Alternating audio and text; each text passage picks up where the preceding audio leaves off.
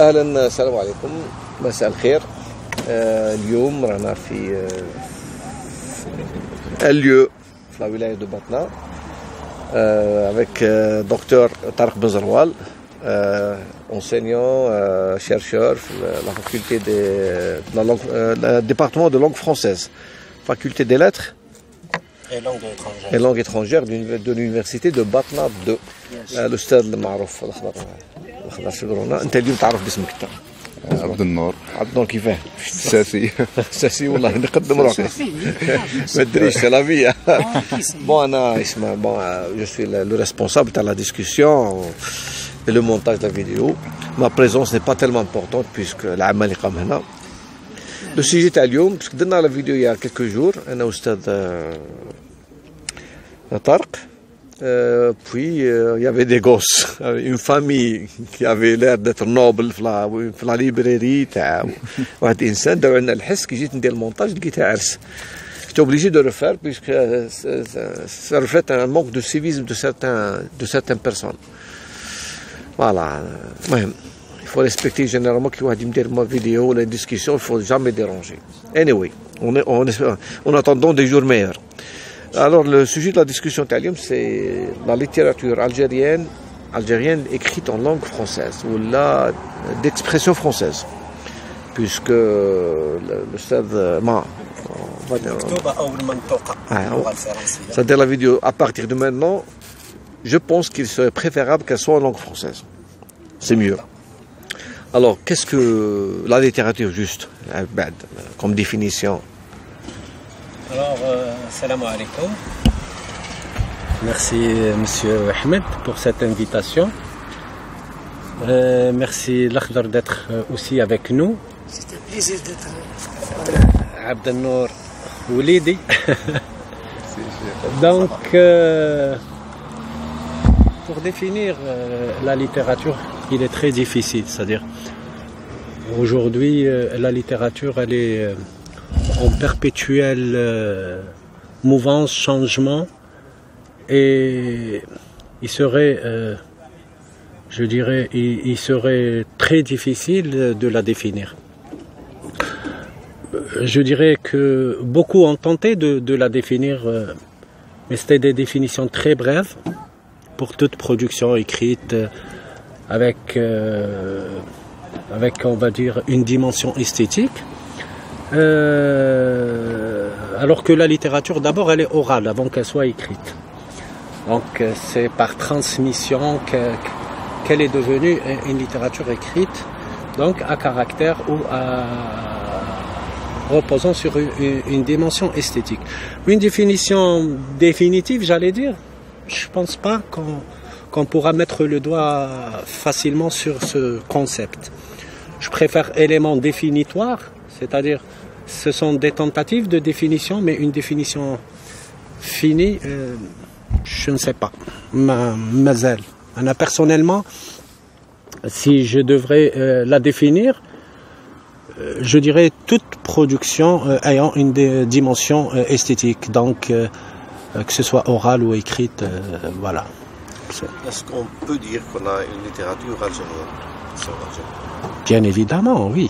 Une littérature algérienne, elle existe, elle a existé et elle existera toujours.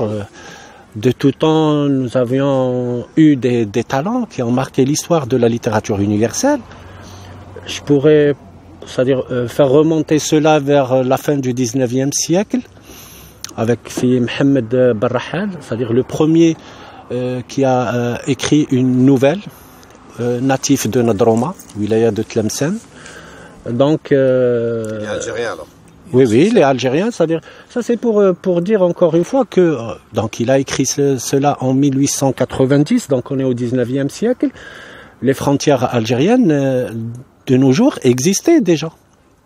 Donc dire que l'Algérie n'avait pas ses frontières, c'est faux, c'est blasphématoire, on va dire. Donc il y avait ici Mohamed Barrahal qui a tenté avec une nouvelle, donc Al-Qissa Al-Qasira, et il est considéré comme, on va dire, le père de la littérature nationale Donc c'est le premier qui allait, ou là, c'est le premier qui a évoqué, c'est-à-dire l'algérianisme, on va dire, c'est-à-dire l'algérien avec toutes ses dimensions. Puis est venu, je pense en 1910, là en 1920, si ma mémoire encore est bonne, il y avait Mohamed Ben Si Ahmed Ben Sherif, c'est un natif de Djelfa, donc qui avait écrit Ahmed Ben Mustafa Goumier. Goumier. Oui, Goumier. Et là, c'est-à-dire, Si Ben Sherif, c'est-à-dire, il mettait en valeur le Goumier qui est le militaire algérien ou d'Afrique du Nord, qui était dans l'infanterie française. Donc on les appelait les Goum. Et donc à partir de là, c'est-à-dire il se montrait en tant que Goumier. C'est-à-dire pour lui, c'était quelque part un honneur de défendre la France. Parce qu'il était, voilà, sous le drapeau français, il était aussi médecin. Goumier, médecin. Goumier, médecin, militaire, écrivain, donc c'était quelqu'un de multidisciplinaire. Et lui, donc, il a écrit cette autobiographie. Donc, autobiographie, je préfère autofiction parce qu'il ne reprend pas ses propres noms, ses propres... C'est-à-dire pour dire qu'une œuvre est autobiographique, c'est-à-dire il faudrait vraiment attirer l'attention aux gens, c'est-à-dire avant de dire que c'est une œuvre autobiographique, il faut que l'auteur soit sincère dans son écrit. Même s'il dit c'est-à-dire dans la première page que c'est des faits réels ou c'est une histoire vraie, c'est-à-dire il faudra qu'il soit sincère. Mais selon les spécialistes, selon les critiques, peut-on justement mesurer justement la sincérité d'une personne à travers son écrit. Donc tout le problème est là quand il s'agit d'une autobiographie.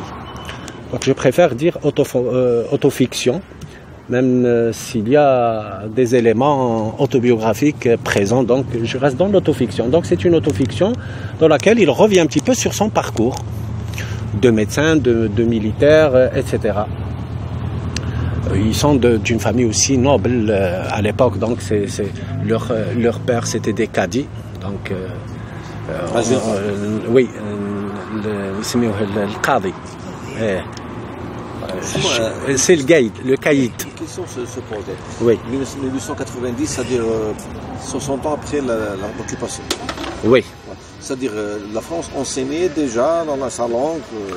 Oui, parce que 60 ans, voilà. Oui, parce que durant son colonialisme, on va dire, la première des choses, ils ont tout fait pour effacer l'identité, la culture algérienne, c'est-à-dire pour faire supplanter, on va dire, leur culture, leur langue. Parce que, attention, c'est-à-dire, lorsqu'on parle de langue, la langue, elle est associée à la culture et à l'identité. Il suffit qu'on parle en langue française à cette époque-là, c'est qu'il y a un effacement quelque part, et on va parler même d'acculturalisme. C'est-à-dire qu'on voulait vraiment faire cet effacement et de les remplacer, bien sûr, avec des principes français. Ah? Remplacer tout un mode de vie. Oui, tout à fait. Oui, c'est-à-dire ceux qui ne marchaient pas, on va dire, ils étaient marginalisés. C'est-à-dire on les a laissés dans la misère, dans la pauvreté, etc. Donc puis il y a eu donc ce début c'est-à-dire moi je vais classer cette première génération, c'est-à-dire cette génération n'en parle pas trop en Algérie. Je me demande justement pourquoi. Justement, ouais. Voilà, c'est-à-dire on parle pas de Si Mohamed Barrahal, on parle pas de Rabh Znati, on parle pas de Choukri Khouja, on parle pas de Ali Hammami qui fut quand même politicien. Il avait même écrit un roman dont l'intitulé était, j'ai oublié le titre, mais Idriss. Voilà. Et dans ce roman, c'est-à-dire, il voulait joindre les peuples du Grand Maghreb. Donc, c'était quelqu'un c'est-à-dire qui prônaient pour l'unité du Maghreb, Tunisiens, Marocains, Algériens, etc. Ils ont fait tout un front contre le colonialisme. Il y a aussi Mohamed Ould Cheikh, qui est originaire de Béchar, donc c'est aussi un fils de Caïd. Le champ d'action, il est... Ah oui. Ils sont à Al-Jelfa, ils sont d'Al-Rouat, oui. Il y a l'autre de Miliana, comment il s'appelle, un grand écrivain, Abdelkader Hemmou. Il est de Miliana. Celui de Béchar, alors, celui de Béchar, j'ai dit que c'était le fils d'un caïd. Il faisait une très belle poésie où on ressentait quand même, à cette époque-là, du nationalisme algérien. Il n'était pas très clair, c'est-à-dire parce qu'on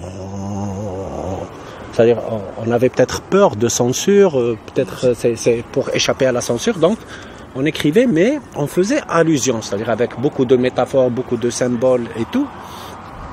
Donc nous avons Abdelkader Hemmou qui est de Miliana, et lui, il a écrit un roman extraordinaire qu'il a intitulé Zohra. Donc c'est Zohra, c'est la femme d'un Algérien, tout allait bien dans leur vie de couple, et puis un ami à lui italien qui s'est approché de lui, il va lui faire apprendre à boire de l'alcool, ensuite aller au-delà de l'alcool, donc faire quelques interdits qui vont le placer par la suite à la prison pendant 5 ans. Et donc c'est Zohra quelque part qui raconte cette vie d'Algérien qui allait s'assimiler à la culture française, et voilà les conséquences, c'est-à-dire les répercussions d'avoir mené une vie qui n'est pas la sienne. Il y a aussi Jamila Debbeche, une grande écrivaine aussi. Alors, elle est née à Alger, mais c'est vrai qu'il y a les Debbeche de Berika, il y a les Debbeche de Msila aussi. Donc elle est née à Alger, je ne sais pas si elle a des origines, mais certainement de l'Hadna. Donc Jamila Debbeche, dans son roman, elle raconte, c'est-à-dire le roman qui s'intitule Aziza. Donc dans ce roman, justement, c'est une rébellion contre le regard masculin sur la femme. Un regard humiliant et un regard incompréhensible. De l'époque. Voilà, de l'époque, bien sûr. C'est-à-dire sur la femme et la condition féminine en Algérie. Et donc, dans son roman, un petit peu, elle raconte la vie de Aziza, comment elle a subissé, on va dire, le machisme, si j'ose dire, le côté machisme des hommes. Donc, toute cette première génération, qu'on n'en parle pas trop en Algérie. Je pense même pas, il n'y a même pas des rééditions de ces romans, c'est-à-dire on ne les retrouve pas dans les librairies. Est-ce qu'il y a déjà dans les archives de la bibliothèque? Je ne sais pas, la Bibliothèque nationale bien sûr, mais chez les libraires, on ne les trouve pas. Et dommage, parce que c'est le point de départ d'une grande littérature, qui va bien sûr voir le jour comme on la connaît aujourd'hui, celle de ce que j'appelle moi la deuxième génération, Kateb Yassine, Mohamed Dib, Mouloud Fer'oun, Mouloud Ma'amri, Malik Haddad.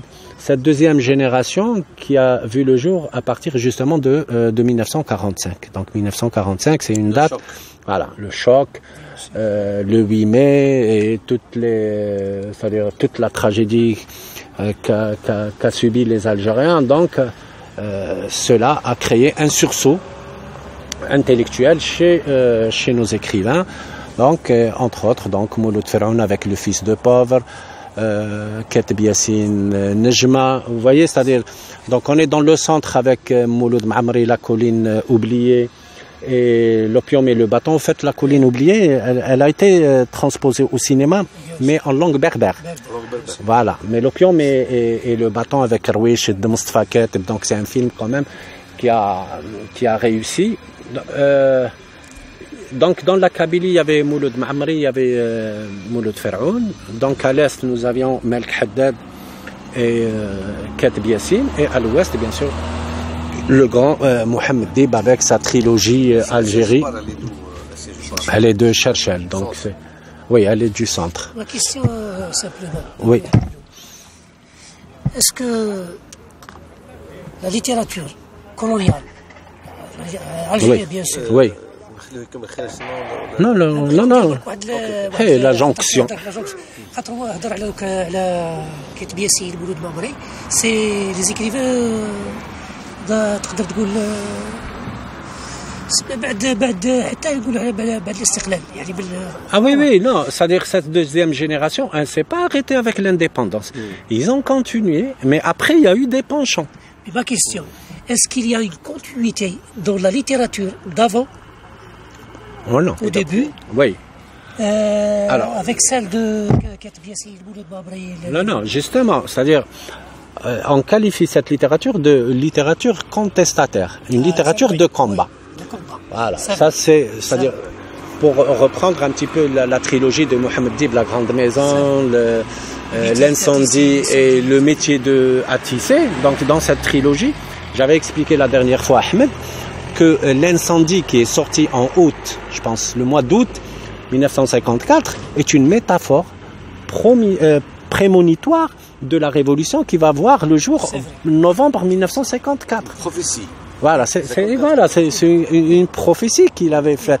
C'est-à-dire l'incendie, puis tu as le 1er novembre, il y a eu vraiment une explosion. Ces auteurs-là, qui étaient des auteurs de combat, qui étaient, c'est-à-dire dans cet esprit de contestataire, vont reprendre le relais, c'est-à-dire après l'indépendance, c'est ce qu'on appelle la littérature post-coloniale ou la littérature des indépendances. Parce que les années 60, ça a marqué aussi les indépendances de l'Afrique noire, des pays du Maghreb, un peu avant la Tunisie et le Maroc. Et donc, on est tombé dans ce qu'on appelait à cette époque-là le despotisme des pouvoirs mis en place à cette époque-là, où bien sûr l'écriture, elle a complètement changé. C'est-à-dire, on est passé de l'écriture de combat, de contestataire, vers une littérature prenant en charge tout ce qui est socio-politique, je dirais socio-historique et politique à cette époque-là. Donc, bien sûr, tout est dans la fiction pour justement échapper un petit peu à la censure de cette époque-là. Donc, Mohamed Dib qui va écrire, mais parce qu'il va être quelque part influencé par le mouvement du nouveau roman. À leur tête, Claude Simon, Alain Robrier et Michel Butor. Donc, il va un petit peu s'aligner à cette nouvelle écriture qui est, ce n'est plus l'écriture d'une aventure, mais l'aventure d'une écriture. Ça, c'est après l'indépendance. Ça, c'est après l'indépendance. Il a complètement changé, c'est-à-dire de cap. Avant son expérience nordique, non? Oui, c'est justement avec la trilogie nordique, bien sûr. Puis il y a Katb Yassine qui a complètement parti vers le théâtre. Voilà. Et là, c'est le théâtre en langue algérienne. Donc, voilà. Donc, c'est la promotion du théâtre algérien avec, on va dire le dialecte algérien, pour ne pas dire le parler algérien. Donc, c'est mettre quelque part en exergue, donc implicitement, il y a cette question identitaire qui revient à cette époque-là, c'est-à-dire par rapport à l'arabité, parce qu'on sait tous que les années 60, 70 ont été marquées le parabisme, l'Arabie et tout. Donc, où les Algériens se sentaient très mal à l'aise par rapport à cette langue imposée à cette époque-là. Et donc, Katb Yassine est parti justement dans ce sens où promouvoir le parler algérien, faire du parler algérien la langue algérienne, etc. Mouloud Ma'amri, lui, il est parti beaucoup plus vers l'enseignement. Donc, l'enseignement du tamazir, à la recherche aussi. Et Melk Haddad, il s'est converti vers l'arabe. Donc, c'est lui, c'est-à-dire, il voulait plus écrire en langue française et donc, il a opté pour la langue arabe. Dans cette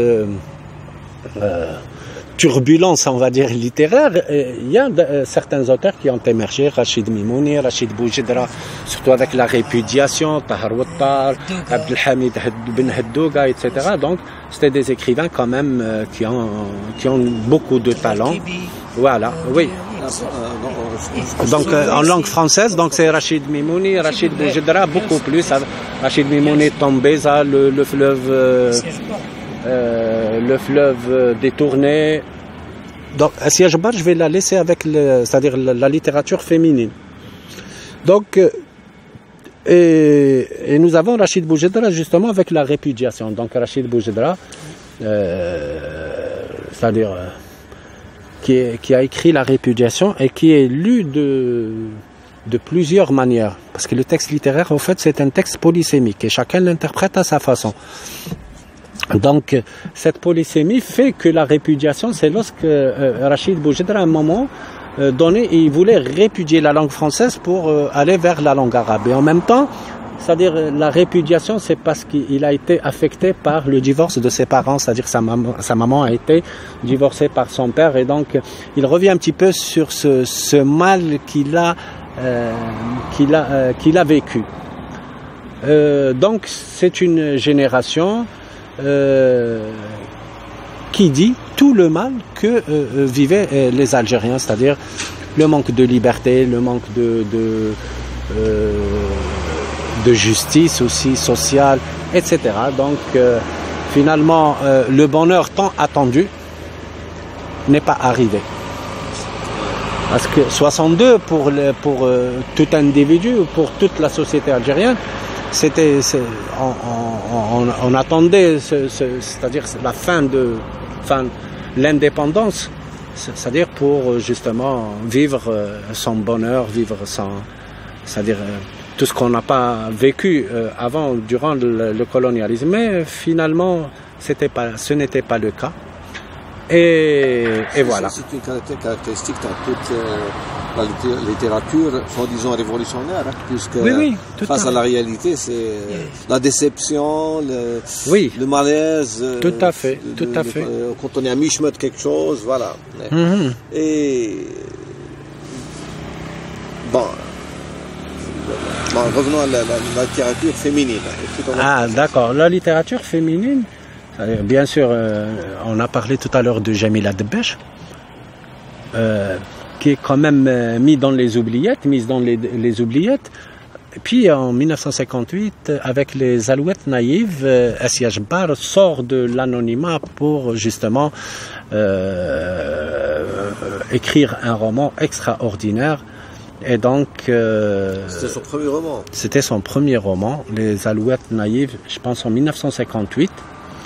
Et qui a continué justement à écrire et souvent par rapport à la condition féminine, c'est-à-dire la condition de la femme dans les sociétés du Maghreb en général et en Algérie en particulier.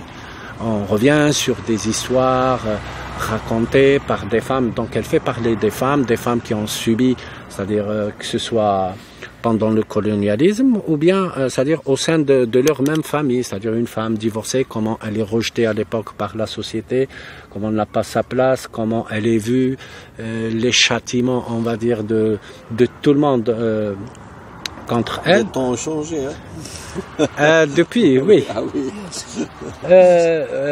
Oui, c'est-à-dire, on pense que les temps ont changé, mais dans certains endroits, on va dire peut-être que c'est encore difficile pour la femme de retrouver une certaine, on va dire, pas liberté, mais on va dire une certaine autonomie.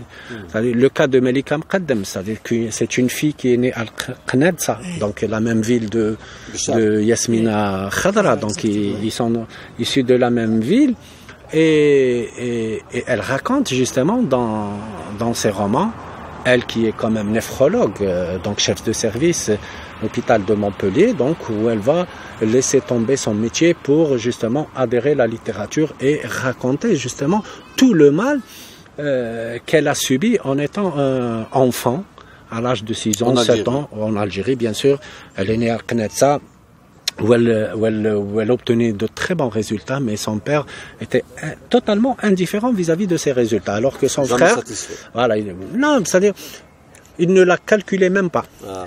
Alors que son frère, qui obtenait de très mauvais résultats, obtenait à chaque fois des cadeaux, un vélo, etc. Donc, elle a grandi, on va dire, avec ce complexe. C'est-à-dire, elle est partie dans toute sa vie à la recherche de l'amour d'un homme. Oh. Ben oui, et elle le dit, elle raconte.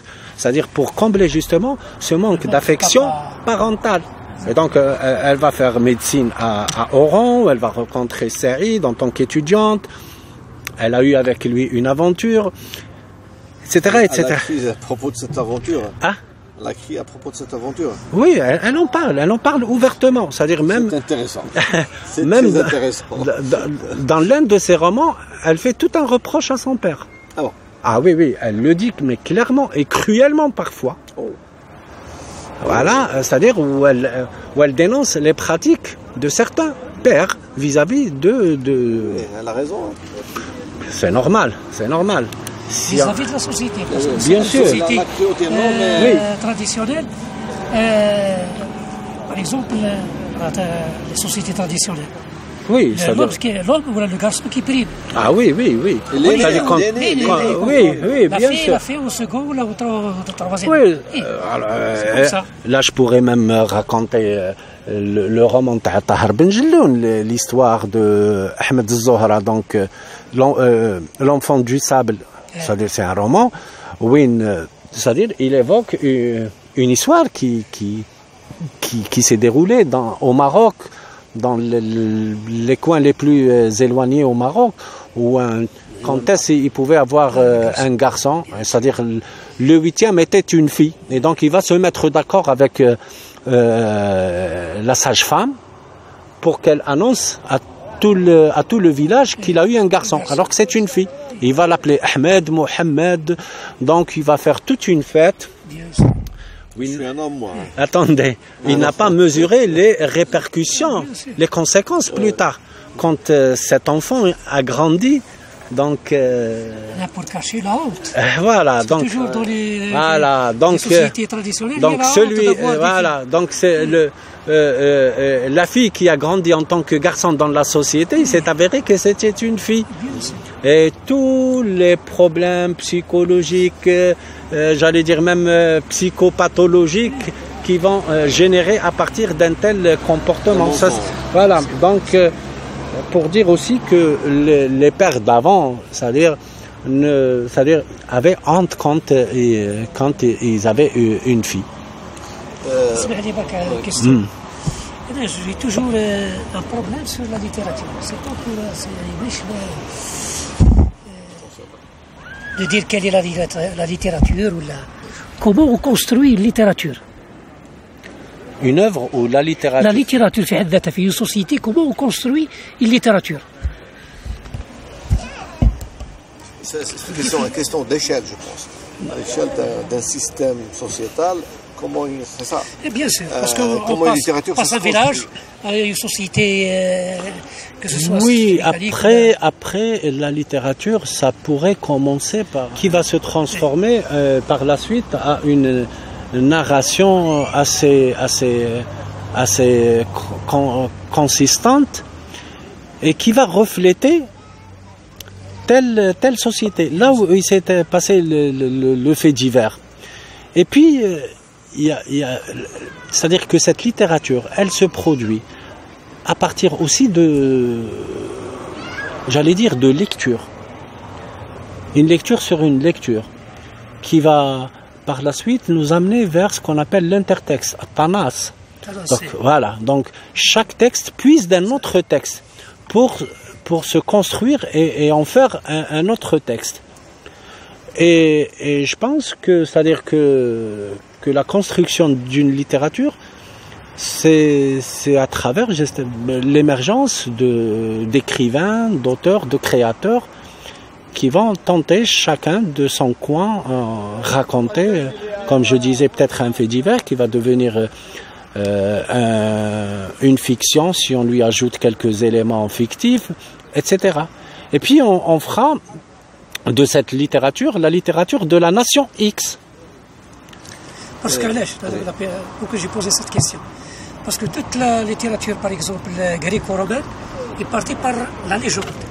Ah oui, oui, bien sûr. Parce que les faits divers, certes. Pardon. Mais la légende, oui. parfois, elle construit une littérature. Qui m'a Homer, l'Odyssée d'Homer, oui, elle est il y a basée des sur oui.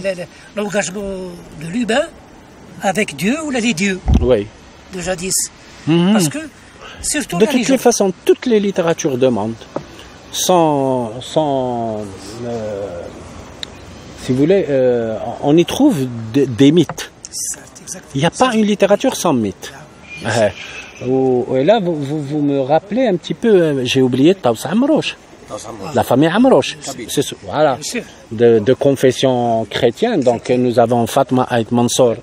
Et c'est lui qui a commencé à s'interroger sur l'identité. Et puis il y a... Identité algérienne ou bien identité berbère Bon, pour eux, à cette époque, l'identité kabyle, elle est identité algérienne. D'accord. C'est-à-dire, ces gens-là, à un moment donné, ne faisaient pas, c'est-à-dire la différence. Pour eux, c'est-à-dire si, comme Keteb Yassine, c'est-à-dire si on évoque par exemple une identité, c'est ce qu'on appelait aussi la littérature ethnographique, qui m'a qu'un yikteb Mouloud Pharaon dans les chemins qui mentent, ou là dans le fils du pauvre. Mais je reviens,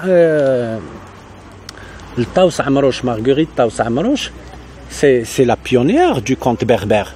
Et quand on dit le conte berbère, c'est tout ce qui se racontait, qui m'engoule حنا بكري المحانجية. Et elle est transformée sous forme de contes. Et ces contes, ils ont même été chantés, comme les berceuses, etc. Donc, pour revenir un petit peu à cet esprit de mythe. Donc, tout est dans la légende, tout est dans le mythe. Pourquoi? Parce qu'on raconte généralement des histoires qui sont loin dans l'histoire et qui sont dans mi-réel, mi-fictif. Voilà. Donc, et ce qui fait que qu'on écrit souvent à partir de mythes. Une question. C'est l'enchaînement en continuité de ce que c'est-à-dire l'Akhdar. Quand on parle de continuité, de métamorphose, la littérature beurre. Oui, on va y arriver. Oui, on va y arriver. C'est-à-dire, je voulais aussi parler de la littérature des années 90, qu'on appelait la littérature d'urgence.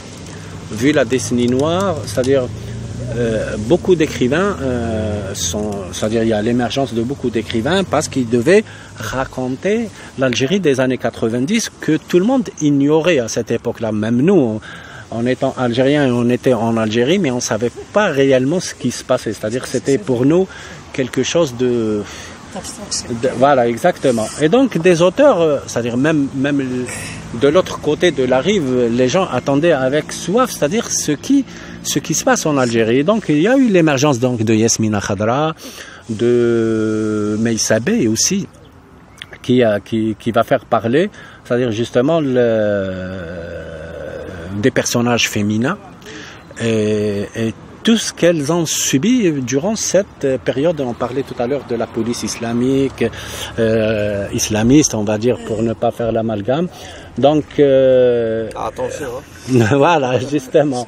Donc, c'est pas islamique, mais c'est beaucoup plus islamiste et qui interdisait quelque part que les filles soient plus ou moins civilisées, etc. Donc, Meissa Bey fait parler des personnages. Elle raconte des histoires vraies dans les universités algériennes et toutes les étudiantes qui ont eu beaucoup de problèmes durant cette période. Il y a eu de l'agression, il y a eu de la violence, et donc il y a aussi Selim Bachi, Boulam Sansal, Kamel Daoud plus tard, Leila Sabbar, nous avons Aïcha Lemsine. Donc tous ces auteurs et autrices ont raconté un petit peu l'Algérie des années 90, l'Algérie de la décennie noire.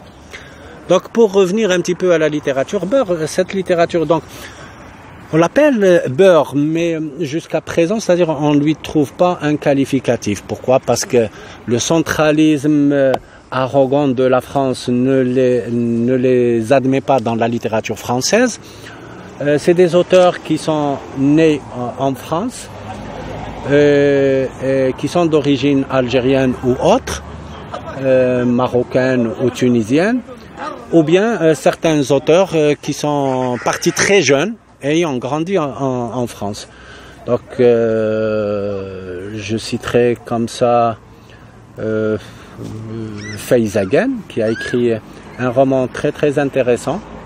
Sous un ton ironique, elle raconte l'histoire d'une adolescente marocaine. Alors, Feyzaguène, c'est une Algérienne, mais qui se cache derrière un personnage féminin marocain et qui raconte de son adolescence en étant beurre de naissance et de culture, je dirais, algérienne et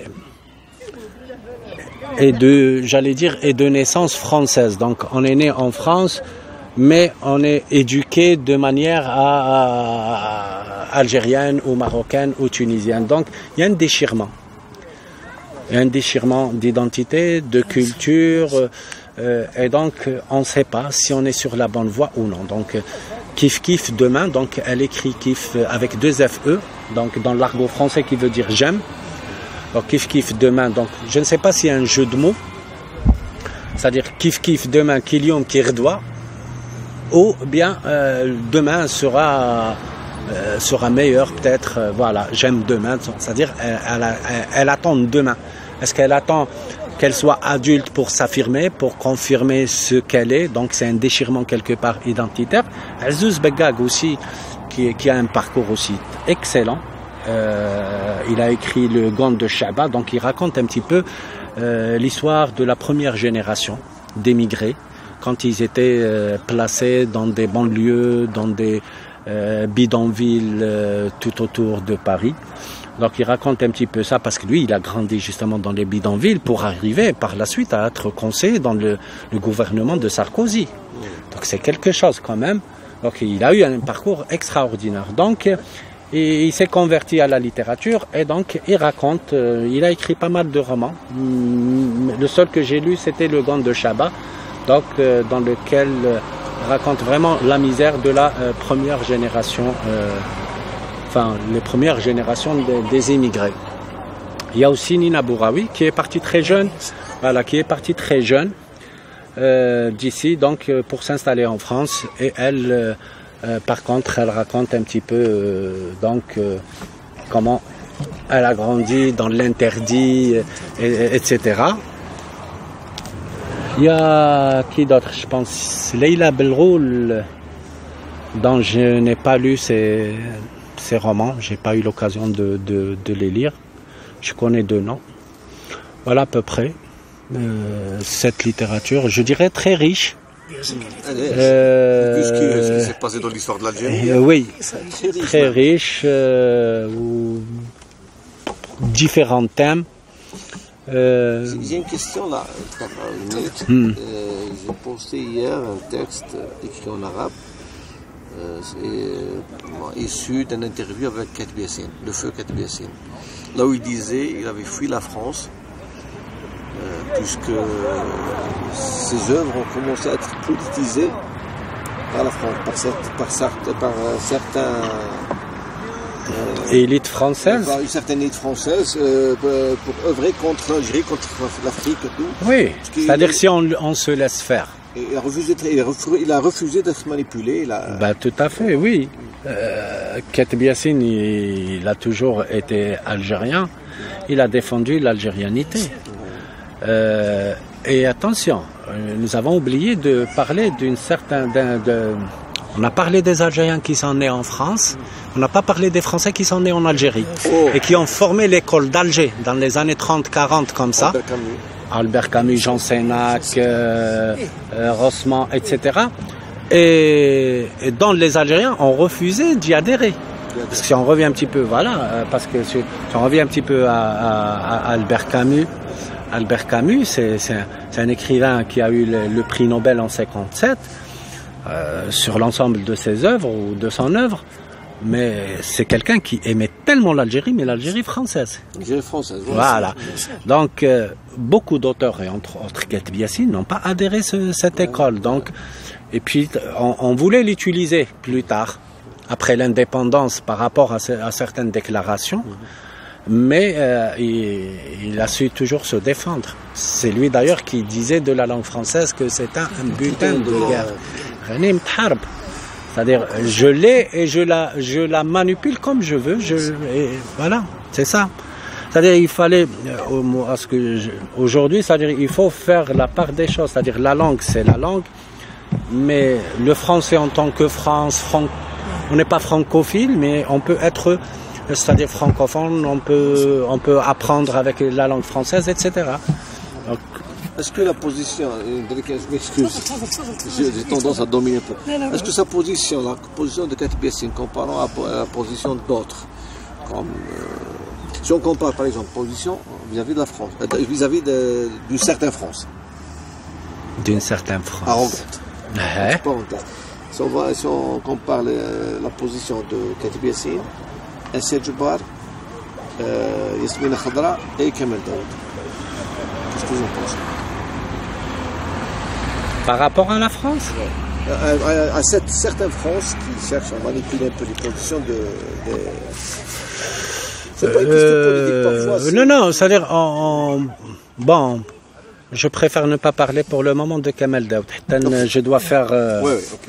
حتى نعاود نشوف مليح واش كاين لي دوسو سي كاتب ياسين شوف اسيا جبار par exemple on lui a même attribué le titre de l'éternel on lui voilà, elle est devenue académicienne, elle a un siège dans l'Académie française, mais malgré cela elle n'a jamais, c'est-à-dire, comment dire, elle n'a jamais, c'est-à-dire nier ses origines, jamais. D'ailleurs, elle a été enterrée ici, à Cherchel, c'est-à-dire, oui, elle faisait des va-et-vient entre l'Algérie et la France. Et elle a beaucoup écrit, c'est-à-dire, loin de Médine, c'est-à-dire elle revient un petit peu sur les femmes de prophètes, etc. Donc c'est une femme quand même qui a fait le tour de toutes les femmes arabes, musulmanes, et sa maîtrise de la langue française, justement, qui a fait qu'elle est reconnue en tant qu'un membre de l'Académie française ayant un siège. Yasmina Khadra, il est très bien. Il est très bien dans ses écrits. Sa position, elle est claire. Vu qu'il est un ex-militaire, il peut pas du jour au lendemain nier son algérianité. Lui qui a tout fait pour, c'est-à-dire il a combattu, on va dire, le terrorisme pour une Algérie libre. شكون اللي سمينا قلت لي ياسمينة خضراء كاتب ياسين oui كاتب ياسين c'est clair كاتب ياسين, c'est-à-dire sur sa conversion vers le théâtre. C'est-à-dire, le fait de vouloir promouvoir le théâtre en langue algérienne, ça veut tout dire. Il est algérien, mais dans le sang, dans la moelle épinière. Elle sent l'Algérie. صارت les écrivains de langue française qui bat la génération perdue des États-Unis. Oui. Il y a une déception chez ces écrivains-là. Après l'indépendance, ils voulaient avoir quelque chose avec une vision de l'Algérie nouvelle, une Algérie meilleure, la liberté d'expression, tout ça. Bête, le mur de Planck. Tout à fait, oui. Parce que même la génération perdue, Scott Fitzgerald, Hemingway, dans ce ils ont fui des États-Unis vers Paris. Paris, 1921 jusqu'à 1926. كانوا يقعدوا في le café Saint-Michel et tout ça. l'autre, les deux café les deux magots. نديروا في لا فوتو تاع في الفوتو دو بروفيل تاع فيسبوك. اوكي. هاو هذاك les deux magots. tous les auteurs. Tous les œuvres. Que ce soit américains, allemands. Exactement. Juste après la Première Guerre mondiale, parce qu'au départ, ils étaient à Zurich. Donc, ils se retrouvaient à Zurich parce qu'on est dans la Suisse. La Suisse est le pays neutre, il n'est pas touché par la guerre. Mais juste après la fin de la Première Guerre mondiale, ils vont tous vers, justement, Paris, dans Saint-Germain-des-Prés, où il y a plein de cafés littéraires qui existent jusqu'à nos jours. Donc, c'est là où ils se rencontraient. Donc, Ernest Hemingway, Fitzgerald, André Breton, كل كانوا بدلت la littérature. Ils ont réussi à faire l'écriture. Tout à fait. Ils ont fait des merveilles. Que ce soit Don Pessos, Hemingway, comme reporter, journaliste. Ça y est, c'est-à-dire, pourquoi parce que c'était la fin d'une première guerre mondiale qui a laissé quand même des séquelles tragiques chez les gens, c'est-à-dire, voilà. Donc, on voulait un petit peu promouvoir, c'est-à-dire, c'est comme si on voulait mettre une rupture avec tout ce qui est passé. Donc, toutes les idées passéistes, on les a rejetées pour justement aller vers l'avant, vers autre chose complètement différent. Ma question, je vais dire une question. L'Algérie est connue à travers des siècles et des siècles, comme terre de sang et de feu. Oui. Depuis très longtemps.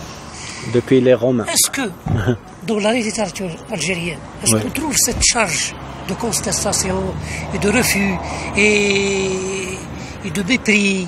Parce que toute littérature a une charge. Oui, c'est tout à fait normal. C'est-à-dire, la littérature elle est contestataire. C'est-à-dire, déjà, on parlait de la génération, la guerre de la Révolution fin des années 40 et les années 50, mais même après l'indépendance, ils sont restés contestataires jusqu'aux os, c'est-à-dire en cherchant toujours un bien-être, c'est-à-dire c'est toujours à la recherche d'un idéal. Oui. Donc elle est très chargée justement de ce côté-là. La littérature française ou anglaise, tu as le goût, tu as le goût. Oui. Tu as tout ce qui la littérature française. Ça qui tu vois la littérature algérienne, que ce soit écrite soit en arabe ou en français. Oui. Toujours tu as. C'est-à-dire on donne. C'est-à-dire la dimension esthétique. On ne lui donne pas trop d'importance comme on le faisait avant dans la langue française, les classiques par exemple. Ça a changé. C'est-à-dire la dimension esthétique, elle ne prime plus comme avant. Pourquoi ? Parce qu'on remet en question justement la notion de beau. Parce que la notion de beau a été critiquée parce qu'on dit que le beau est relatif. Voilà. Et alors qu'avant, justement, chez les classiques, on définissait le beau et on lui mettait même des critères. Chose que les romantiques, à partir du 19e siècle, refusaient complètement cette idée d'imposer des critères de beau. Et donc c'est à partir de là où la dimension esthétique commençait. C'est-à-dire elle y est toujours, mais elle ne primait pas comme avant. Parce qu'avant, il faudrait que le texte vraiment soit beau, selon des critères bien définis, comme il les a définis Nicolas Boileau au XVIIe siècle, sous le règne de roi Louis XIV. On avait fait une vidéo, malheureusement, sur l'œuvre de Mohamed Choukri, Troubz el-Hafi. Le pain nu, voilà, Mohamed Choukri. Je vais essayer d'expliquer, de traduire ça. Les gens le critiquent de ne pas avoir écrit sur le beau, d'être très cru. Oui. J'ai mangé de la poubelle. Qu'est-ce que vous voulez que voulez-vous que je dise? Voilà. Des papillons, le farachette. Et voilà, puisque depuis 1830 que des massacres. C'est la mémoire collective a été mutilée. Oui. C'est-à-dire écrire du beau, c'est presque une trahison de cette mémoire, presque. Mais ça ne justifie pas. C'est-à-dire que la région, c'est-à-dire que cette région, c'est-à-dire on va dire l'Algérie, de tout temps, elle n'a jamais été stable. C'est la première fois, c'est-à-dire depuis 62, qu'on est quelque part stable. Parce que de tout temps, on a beaucoup de guerres, d'invasions, ottomanes, espagnoles, des Byzantins, les Romains, les Vandales. Et chaque civilisation a laissé, c'est-à-dire ses traces. Donc ce qui fait, ce peuple de tout temps a été un peuple rebelle. Donc il ne faisait que de la guerre pour avoir sa liberté. Est-ce qu'il y a, est-ce qu'il y a une bonne littérature et une mauvaise littérature? Il y a une littérature. Bonne, mauvaise? Un bon roman... non, on peut dire un bon roman, un mauvais roman, mais cela aussi c'est en fonction du lecteur, c'est-à-dire. Parce que parfois on dit la bonne cuisine, il y a une bonne cuisine, il y a une mauvaise cuisine. La littérature, elle est parce que la littérature c'est le reflet de toutes les disciplines, et j'ai expliqué la dernière fois à Ahmed que chez nous à l'université, la spécialité littérature, on l'appelle littérature et approche interdisciplinaire, parce qu'elle est au carrefour de toutes les disciplines.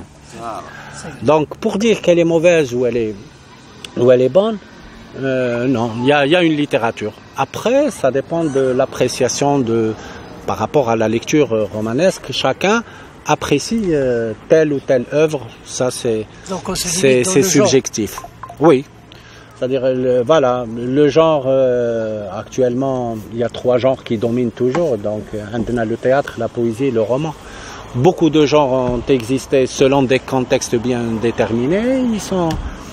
Ils ont disparu avec aussi le temps. Les fables. Les Grecs à travers Ésope, puis La Fontaine en France. On bat Ibn al-Muqaffa dans la littérature arabe ou perse. Voilà. Donc, c'est pour cela que tout à l'heure je disais que la littérature, non seulement elle voyage, mais chaque texte puise d'un autre texte. C'est ce qu'on appelle l'intertextualité. On trouve des différences entre... L'intertextualité. L'intersexualité. Ça m'a un peu choqué. Intertextualité. Intertextualité. Textualité, voilà. Ou l'intertexte, c'est-à-dire, oui, c'est à travers, c'est-à-dire, actuellement il y a une nouvelle génération d'écrivains, ils sont extraordinaires. Il y a Mustafa Belfodil, il a eu le premier prix Mohamed Dib, je pense en 2021 ou en 2022, je ne me souviens pas très bien. Il a quel âge?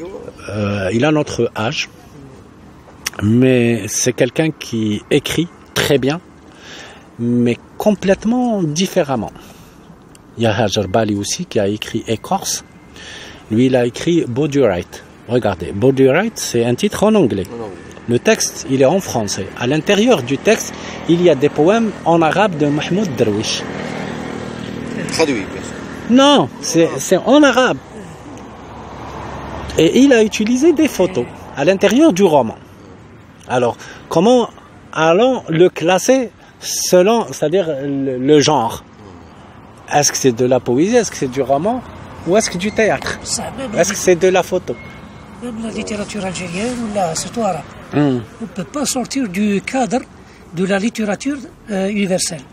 Oui. Parce que حتى في الرواية ما زادوش نتاو الروائيين لا نجيب محفوظ لا العقاد لا والو هزوا. C'est des lectures. Alors, je pense qu'il n'y a pas un auteur qui est né auteur. Il est né d'abord lecteur. Bien sûr.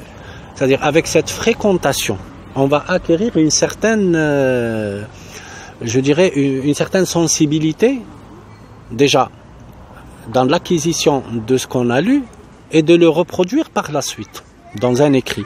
Donc, on ne trouve pas, par exemple, un auteur qui n'a pas lu. Ça, c'est... Donc, quand même, l'école allemande, l'école de Constance, Iser ou Joss ou Iser, c'est-à-dire, donc, il dit que le roman ou une création littéraire n'a pas de sens. Elle n'a de sens qu'à travers le lecteur. Yakhté le lecteur, c'est une œuvre inerte, morte. La mort du tout à fait. Donc, pour eux, le sens, il est chez le lecteur, il n'est pas chez l'auteur. L'auteur, il écrit. Et une crise commence à écrire sans pour autant réfléchir à certaines tournures. Et que finalement, c'est le lecteur qui va lire, faire des recherches pour donner sens à tel écrit. Pardon, mon architecture, parce qu'on pense souvent, c'est de l'art. Oui, tout à fait. Une architecture par rapport au créateur ou par rapport à l'utilisateur, par rapport à la société, c'est vrai que cette architecture ou bien bien sûr. Si tu ne publies pas tes œuvres, par exemple. Tu ne construis pas. Voilà. Et bien, le texte actuellement, tu n'es plus le texte qui تكتب par exemple نص ولا حاجة ويخرج للقارئ صحيح سما l'écrivain il se déclasse. Ah oui, ah oui. C'est bon, l'œuvre devient. Non, souvent on a interrogé. Souvent les écrivains, ils disent que nous on a écrit. C'est à vous de nous dire ce que vous avez. Oui. Voilà. L'évolution, le développement, c'est ça. Oui. Les lecteurs. Oui. La critique, la critique. Elle est importante. Très importante. Ah oui. الأدبي ولا même critique Non, la critique littéraire. La critique littéraire, la critique de l'art. Elle est objective. Oui, bien sûr. Elle est fondée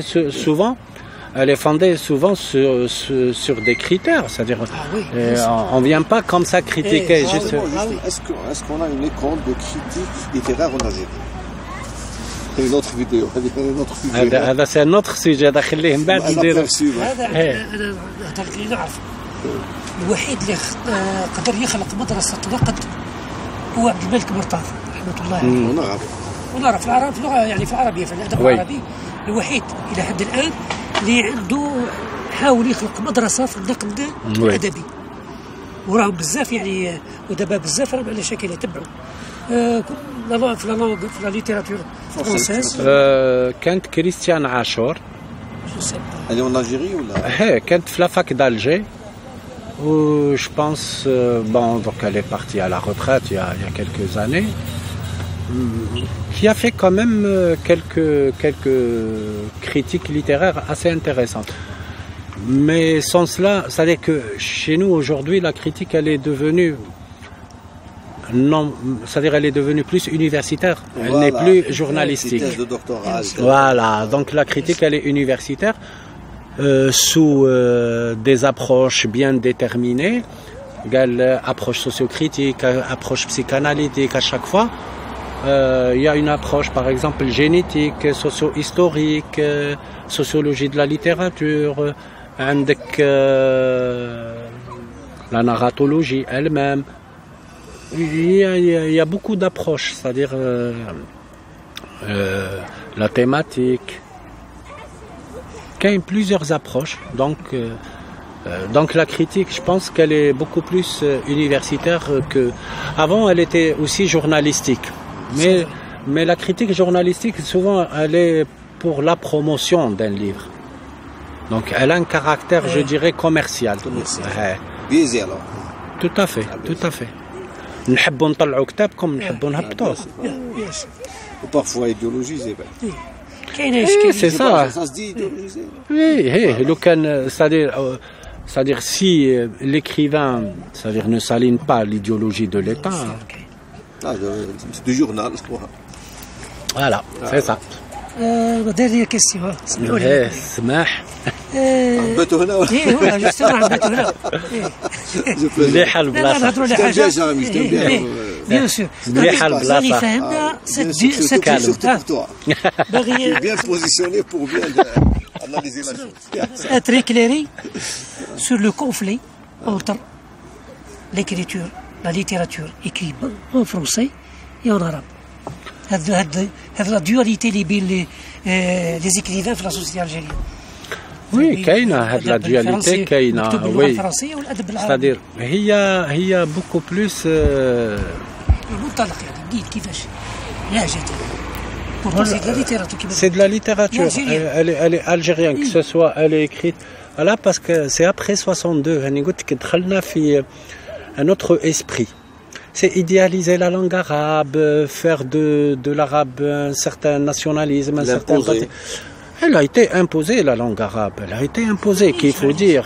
Elle a été imposée faire d'accord. Donc certains étaient du courant. Donc, et d'autres non. Pourquoi non? Parce qu'attention, ils ont eu une formation en langue française. Et puis, cette formation en langue française, ils sont plus à l'aise à écrire en langue française, à s'exprimer en langue française qu'en langue arabe. Donc après, il y a eu cette dualité. Un angoul, beaucoup plus... ils étaient utilisés dans ce conflit. Parce que c'est un conflit qui n'a pas lieu d'être. Donc l'écrivain اللي يكتب باللغه العربيه يشوف الجزائر اللي يكتب باللغه الفرنسيه كعدو. Oui, c'est ça. Oui, c'est-à-dire. Même اللي يكتب بالفرنسي. C'est-à-dire celui qui écrit en français voit celui qui écrit en arabe qui est comme arriéré, comme fanatique, comme voilà. Alors que les deux. C'est un jeu qui se joue à deux, qui s'est joué à deux. Oui, c'est-à-dire. Ça c'est un conflit à cette époque-là. À l'époque هذيك. C'est un conflit qui ne devait pas avoir lieu là, parce que l'autre il parlait de l'Algérie en arabe, l'autre il parlait de l'Algérie en langue française. Je vois le conflit en Algérie, ni en France, ni aux États-Unis, ni au Liban. Ah, le Liban, pourquoi ils ne vivent pas ce conflit? Ils n'ont jamais vécu ce conflit. Ils ont des écrivains francophones, ils ont des écrivains en langue arabe, donc ils n'ont pas ce problème. Il accepte l'Occident, peut-être qu'il est... il accepte l'Occident, il accepte l'Orient. Alors, ceux qui ont écrit en langue française en Algérie, je ne pense pas qu'ils ont accepté l'Occident. Voilà, l'expérience n'est pas la même. Oui, tout à fait. C'est-à-dire, au contraire, avec la langue française, ils ont combattu la France et les Français. Parce que tout ce qui s'écrivait dans les années 50, il était destiné à à une intelligentsia en France. Bien sûr. Parce que c'est eux qui lisaient. Et parmi les plus grands défenseurs de l'Algérie algérienne, c'était Jean-Paul Sartre. Simone de Beauvoir. Ils étaient pour l'Algérie algérienne. Ils n'étaient jamais pour l'Algérie française, comme Albert Camus et autres. Voilà. Alors, يعطيكم الصحة. Ça sera la première vidéo. En attendant d'autres vidéos, Inch'Allah. J'ai fait les mains et les pieds pour le convaincre. Inch'Allah. Depuis presque 2 années. Une année. Depuis l'année passée. Avec la première vidéo avec M. Kamel Wafi. Alors, Inch'Allah. montre-nous tes trésors, monsieur. تشرفنا بحضورك. ربي يحييكم. Merci à vous. حشمتوني. Il n'a pas posé de question. La prochaine fois. Inch'Allah. Merci. C'était très instructif. Ah bien. Comme d'habitude. Merci. Alors, au revoir tout le monde. Ciao.